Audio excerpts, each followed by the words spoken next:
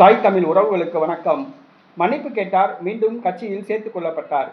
மன்னிப்பு கேட்டார், மீண்டும் கட்சியில் சேர்த்துக் கொள்ளப்பட்டார் என்ற தலைப்பில் இந்த காணொலியை நாம் காண்கிறோம். விடுதலை சிறுத்தை கட்சி, அந்த கட்சியின் இளஞ்சிறுத்தை பாசறையிலே மாநில செயலாளராக இருந்தவர் சங்கத்தமிழன்.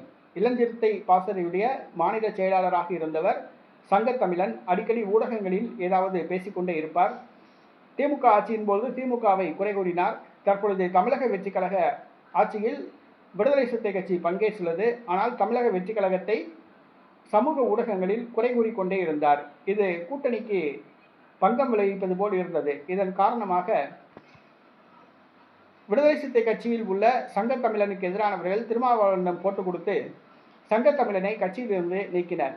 சங்கத்தமிழன் கட்சியிலிருந்து நீக்கப்பட்டு நேற்றுடன் 2 மாதங்கள் ஆகிவிட்டது. இந்த சூழ்நிலையில் நேற்று எக்ஸ் தளத்தில் வருத்தம் தெரிவித்து பதிவு போட்டிருந்தார்.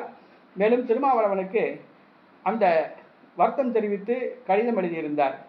தன்னை மீண்டும் சேர்த்துக் கொள்ளுமாறு காத்திருப்பதாக கூறினார்.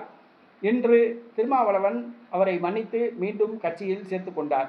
சங்கத்தமிழன் மீண்டும் விடுதலை சிறுத்தை கட்சியில் சேர்த்துக் கொள்ளப்பட்டுள்ளார். அவர் திமுகவுக்கு செல்வார் என்று எதிர்பார்க்கப்பட்டது. ஆனால் இடையில் சமரசம் ஏற்பட்டுள்ளதால் சங்கத்தமிழன் மீண்டும் விடுதலை சிறுத்தை கட்சியில் சேர்த்துக் கொள்ளப்பட்டுள்ளார்.